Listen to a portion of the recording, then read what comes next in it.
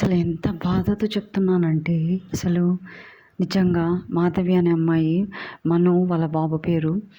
హ్మ్. ఆ అమ్మాయి నా గురించి చాలా బ్యాడ్‌గా మాట్లాడుతుంది. అంతేకాకుండా వచ్చే వాళ్ళకి, పోయే వాళ్ళకి నా గురించి చాలా బ్యాడ్‌గా చెప్తుంది. నాకు అర్థం కావట్లేదండి. పోలీసులకు కూడా ఇన్ఫర్మేషన్ ఇచ్చాను. ఆహ్, కంప్లెయింట్ లెటర్ రాయమ్మా అని అన్నారు. కానీ ఒక ఆడపిల్ల ఎంతకనని పోలీస్ స్టేషన్‌లో తిరుగుతదని నాకు అర్థం కాదు. అత్తమామతోటి ప్రాబ్లమ్ ఫేస్ చేసిన అమ్మాయి అక్కడ సాల్వ్ చేసుకోగానే ఇక్కడ ఇది పాపం ఇది తలిగించుకుంది. మంచిగా ఉండడం దానికి అస్సలు బర్దాషత్ లేదు. మరి ఆ అమ్మాయి అట్లా ఎందుకు చేయాలనుకుంటుందో నాకు తెలియదు కానండి. పాపం ఆ అమ్మాయి స్ట్రగుల్ అవుతుంది. ఆ అమ్మాయి జోలికి కూడా పోలేదు. వాళ్ళ ఫంక్షన్‌కి వెళ్ళింది. వాళ్ళ పిల్లలతోటి చాలా మంచిగా ఆడుకునేది. అలాంటి అమ్మాయిని అట్లా అట్లా పాయింట్ ఔట్ చేసి అట్లా హరాస్మెంట్ చేస్తే పాపం తలుగుతుంది కదండీ. ఆమెకు కూడా ఒక కూతురు ఉంది కదా. ఏమంటారు మీరు? ఇది పోలీసోళ్ళు కూడా యాక్షన్ తీసుకొని అప్పుడే బెదిరించడం ఉంటే షీ స్టిల్ కంటిన్యూయింగ్ ఇలానే కంటిన్యూ చేస్తుందండి. ఇప్పుడు ఏమనాలి? ఇలాంటి వాళ్ళని ఏమనాలి? నాకు చెప్తూనే ఉన్నారు. ఇట్లా అంటుంది మేడం, ఇట్లా అంటుంది, ఇట్లా అంటుందని. ఇప్పుడు నేను ఎవరని చెప్పాలి ఆ అమ్మాయికి? ఆ అమ్మాయి అనుకుంటుంది కానండి, లాస్ట్‌కు ఒంటరిది అయిపోతుందండి. ఎందుకంటే నువ్వు చేసే తప్పు పని ఎంత ఘోరం అంటే, నువ్వు ఒక మంచి అమ్మాయిని పాయింట్అవుట్ చేస్తున్నావు కదా. నీ లైఫ్ నువ్వు నాశనం చేసుకుంటున్నావు. నీకు తెలియట్లేదు. నిజంగా చెప్తున్నా. ఎందుకంటే నువ్వేం చేస్తున్నావు నీకు అర్థమైతలేదు. ఫ్రస్ట్రేషన్‌లో ఉండి నువ్వేం చేస్తున్నావు?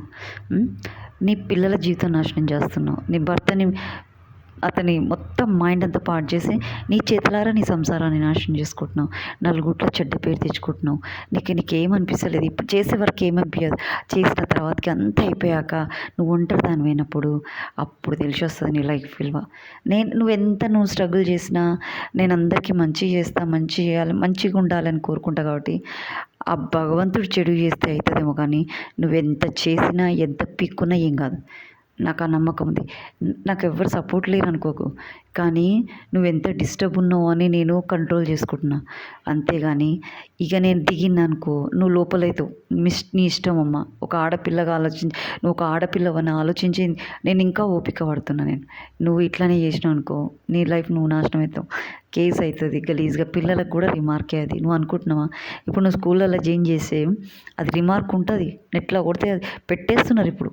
ఎవరన్నా ప్రాబ్లం చేశారంటే దాంట్లో పెట్టేస్తున్నారు. వాళ్ళ బ్యాక్గ్రౌండ్ అంతా తెలిసిపోతుంది తెలుసా. ఆధార్ కార్డు కొడితే అంతా తెలిసిపోతుంది. లైఫ్ అంతా బయటపడుతుంది. నువ్వు అనుకున్నంత ఈజీ కాదు లైఫ్. ఉన్న రోజులు మంచిగా ఇద్దరు పిల్లలు, భర్త మంచిగా ఉన్నాడు. లైఫ్ని మంచిగా ఎంజాయ్ చేయక ఏంది పిచ్చి పని? లేకుంటే ట్రీట్మెంట్ అన్న తీసుకో. మైండ్ ఖరాబ్ ఉన్నట్టుంది నీకు. ట్రీట్మెంట్ అన్న తీసుకో. అంతేగాని ఇట్లా వేరేళ్ళని గెలకడం మంచి పద్ధతి కాదు. నీ గొయ్యి నువ్వు తోముకుంటున్నావు అని అర్థం. అర్థమైందా? నేను పోలీసు వాళ్ళకైతే నేనైతే ఇన్ఫర్మేషన్ ఇచ్చిన. ఇట్లా మాట్లాడుతుంది అని. అవునా కదా? ఎందుకు ఇచ్చినా అంటే రేపటి రోజున నువ్వు మాకు ఇయ్యలేదు కదా అమ్మా ఇన్ఫర్మేషన్ ఇచ్చింది. సీసీ కెమెరాల కానించి నా దగ్గర వీడియోస్ రికార్డింగ్స్ కూడా నేను సేవ్ చేసి ఎక్కడ పెట్టాలో అక్కడ పెట్టిన రికార్డింగ్స్. అర్థమైందా?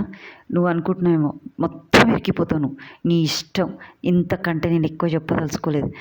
దయచేసి ఇది 10 మందికి పోస్ట్ చేయండి. నిజంగా చెప్తున్నాను. 10 మందికి ఎవరుంటే వాళ్ళకి పోస్ట్ చేయండి దయచేసి. Thank you to everyone.